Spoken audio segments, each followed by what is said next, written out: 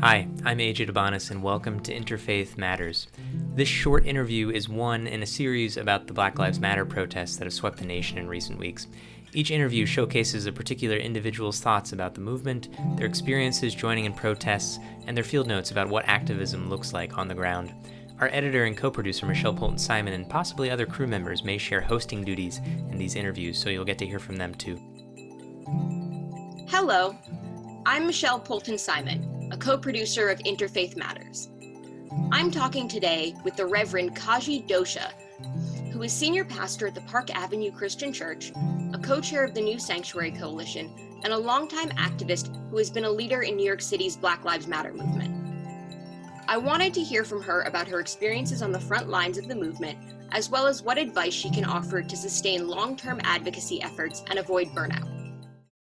Thank you so much for doing this. I'm really curious to hear what you have to say. So can you give me a brief summary of what you've been seeing at the protest? Just tell me a little bit about your experiences with this most recent wave. Sure. Well, I mean, I think that there's value in talking through like the difference of the kinds of protests that we've seen, because I try to show up for the ones where I'm invited, like as a speaker, but also for the ones where I'm not, because I think that's really important. And also, back when we had the terrible curfew, I tried to show up for whatever might be like points of conflict and in sort of less organized uprising moments. And what I would say is that it seems to be shifting. It takes a minute to organize an action that usually that has like a clear target that target will know about and so forth. And we put one together with Justice League early on, like in that first week. And it was on a Friday, and it was co-opted and taken over by a group of people who I don't know what their aims were, but what I do know is I was standing there with all these civil rights leaders who've been doing this work for quite some time, including Gwen Carr, the mother of Eric Garner. And as she was speaking, this group of white protesters with big signs that said like justice for George Floyd, and they just started chanting Black Lives Matter and I Can't Breathe over Gwen Carr, Eric Garner's mother, because they just wanted to occupy the space. And I think what I think is powerful is that was the dynamic earlier on. I have not seen that after the first like week and some days. And people have been, I think, figuring out how we come together with people who are longtime civil rights activists, and also with some of the folks who are new to this. And there needs to be space for both. And there's the phrasing peaceful protests, which I know gets lots of talk. And I don't really know what to do with it, except that I tend to chant no justice, no peace. And I just don't think that justice happens when we leave things in a way that's like at the surface level peaceful. Because if you're calling it peaceful, that means it's your peace, not the peace of the oppressed, which is just because the rest of us are just existing under violence all the time. And we don't get to characterize violence as only what's done by the people in the uprising. There's plenty of violence from the state.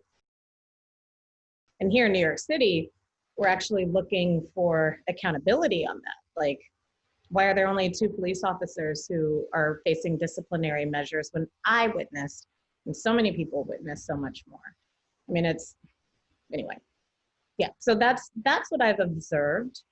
I spent the past few weekends trying to get people out of detention, out of jail, which is work I do anyway, of course, as a person for New Sanctuary, faith leader for New Sanctuary, trying to get people out of immigration detention. But when we suspend habeas corpus, the writ of habeas corpus, which is one of the most fundamental rights of citizenship in this country, and not just citizenship, but like being in this country.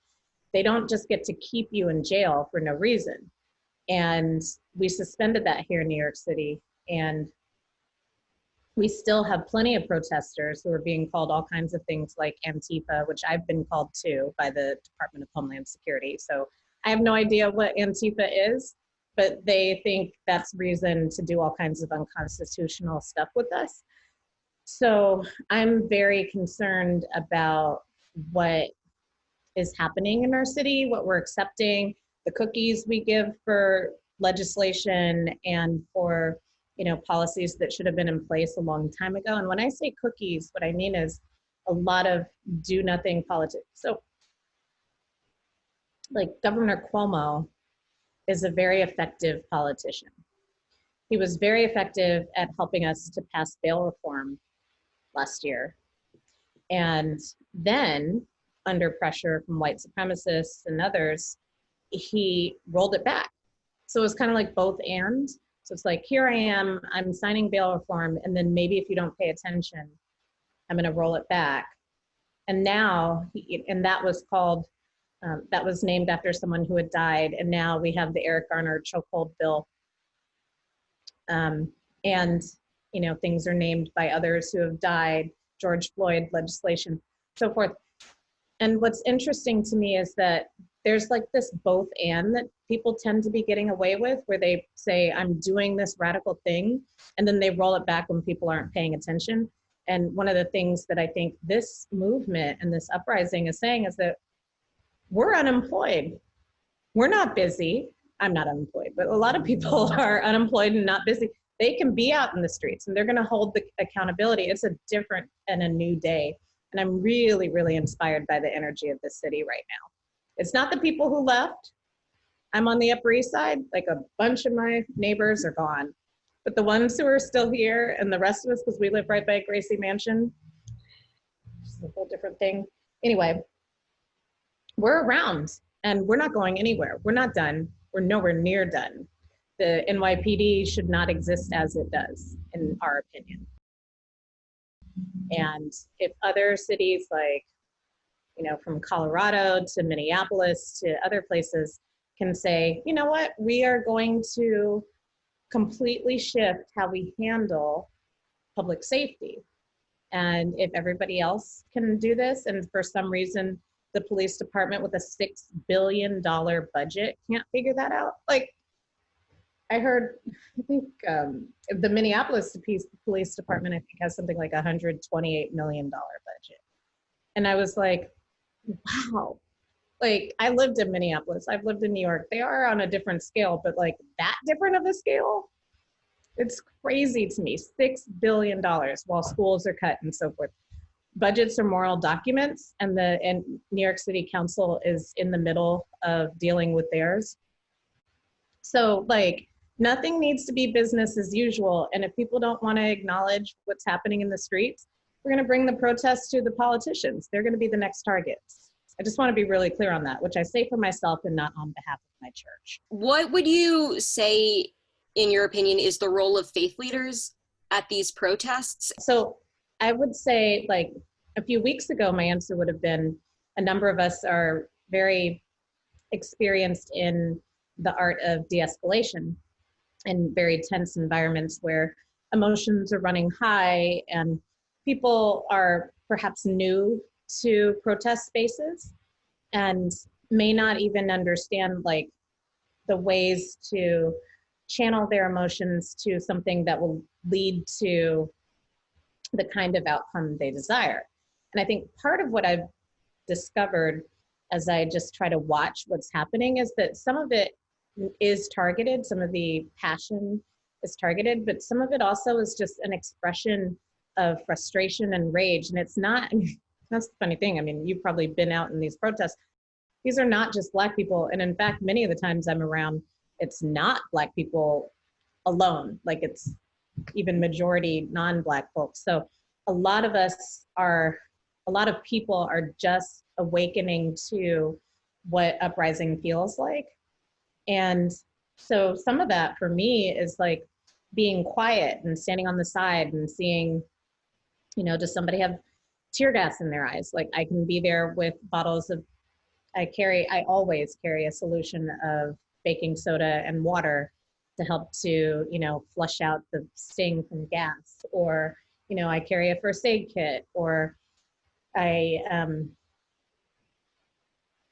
what else can I do? I watch people, I record things. Sometimes it's our job, pretty much for everybody who goes to a protest, there needs to be one person who's doing the shouting and another person who's doing the filming. I mean, that's the kind of pairing up to do, but not everybody thinks that way. So I try to pay attention to how we're going to document this, then I escalate it. So my role doesn't need to be anything that anybody notices. It can be like off in a corner. And then other times if I'm invited, because I don't know if you've followed what I've been up to, but I have had more visible moments where I'm shouting into a microphone and I'm leading chants, and I can do that if I'm invited, but I'm not going to go there and just do it, like I don't need to occupy space. So I think for faith leaders, kind of depending on what our background is and what capacity we have at the time, plenty of faith leaders need to be staying home, as do the rest of us, because we are actually in the middle of a pandemic. And I think I already had coronavirus, which is why it's a little bit less, although who knows, the risk calculation I make is not the same as my majority, like 60 plus colleagues who really, some are coming out anyway because they feel compelled, but I'm very careful with my congregation. I say, I don't want you to leave your house, stay home. I'm out because I have to. If you must come, here's where I'll be. But otherwise, just like boost and amplify from home. There's no pressure. Like, you don't need to be like, where were you when the big X happened? Because where you were could be praying for us. It could be paying attention, making phone calls to make sure that people are not stuck in jail, like all that. There's always a role we can play, and it doesn't need to be bodily. We're a city of 8 million people, a third of whom have had some interaction with coronavirus. You don't have to be out there doing that. Campaigns for change are rarely short. As a faith leader and an activist who's been engaged in this fight for a while, what advice would you give to people just getting started, especially in regards to self-care and burnout? I think you're right. I mean, it's a marathon, not a race, as people often will say. And we've been saying that to each other as we've been in this struggle for years. And there are times for me, how I handle it is not necessarily how I would recommend, but I have times of intense engagement and then times of intense retreat. And that works for me because when I'm working, like during my normal work year, I don't get days off. It just doesn't happen because I have church on Sunday. I prepare for church on Saturday because if I do it any earlier, it's going to be old. So my weekends are that's also my daughter's time, not in school. It's also my husband's time, not working. So for me, I have cycles of work rather than, days off. And so I have times when I'm working, times when I'm not.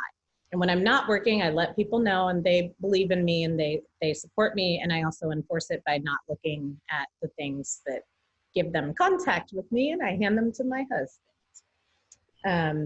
And he kind of sequesters them until it's time, but to come back because I have no discipline, not that kind of discipline. So that's one way I do it. But for others, I mean, I really honor the tradition of Shabbat. I love when people take the space and honor the Sabbath and keep it holy. And I think that is the better way of doing it. And that's practiced across several traditions. And I believe that's better. I just personally don't want someone to feel bad if they're not able to pull that off, because I have not been able to. Also, it's not exactly my tradition. Well, it is. It is for sure, in a way, my tradition, and I fail at it all the time. So I just want to let people know they should be gentle with themselves. But a friend of mine who's a wonderful yoga instructor reached out to me and said, how can I help you? And I said, well, do you know other practitioners who might be willing to take on some forms of like accountability with and support for people who are movement leaders who may be like putting our bodies on the line, but also really, really could use some just like connection to our breath, building of strength. I mean, these marches, we marched, I think, 8 miles the other day. Like, we go far. And for people who've been sitting at home for a minute, like that may not be quite what we're ready for. And what we realize is that not only do you have to prepare for a marathon by, you know, being mentally prepared for that, which who's mentally anything right now in coronavirus?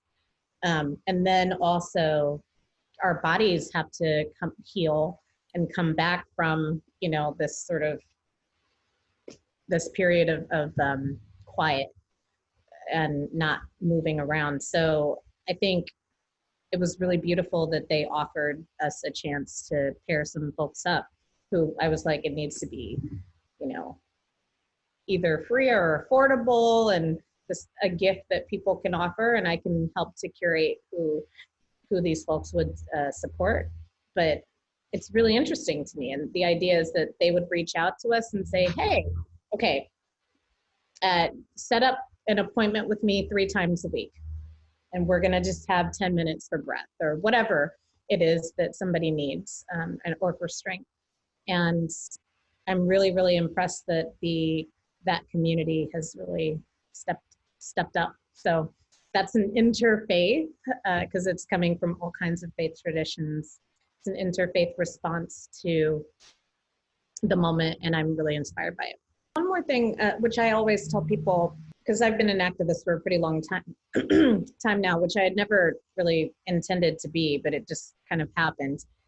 One of the things that I find that fuels me is that I have to know what fuels me.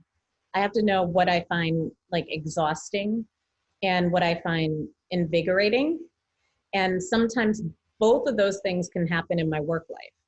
And if I'm only doing the exhausting things, then I know I'm headed to burnout. And yet, I mean, my job description will include exhausting things, so I have to do them. But I also can figure out like how I pair them so that the hard stuff, I mean, actually some of the hard stuff is invigorating to me. So I think we're all different, but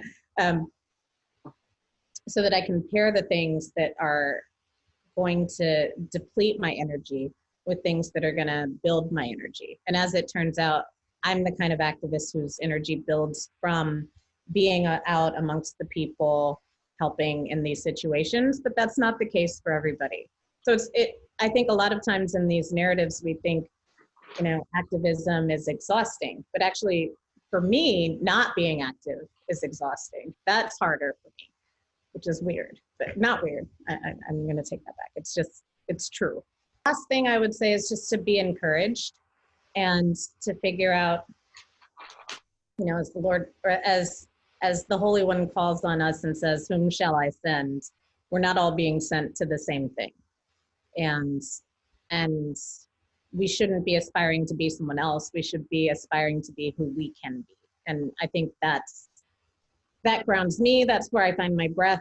That's where I find my energy. So thank you for including me. And I really am excited to see ways that we're all about to emerge into the leaders we're being called to in this crazy, amazing time. We are in the midst of an apocalypse, really. I mean, these are the end days for something. And part of what I think our holy invitation is to figure out what that end will be. And I don't think that is completely out of our hands. I think we get to decide what's about to end and what's about to begin. You know, from my tradition, I believe with God's help, because justice brings peace. But yeah, that apocalypse is going to end some stuff, which could include incredible injustice. It could include, you know, brutality and violence and everything. And as we get out into the streets, off of the sidewalks into the streets, you know, we might just see something pretty profound. So I really hope so. Yeah, I hope so too. Thank you. Thank you so much for doing this. It's my pleasure.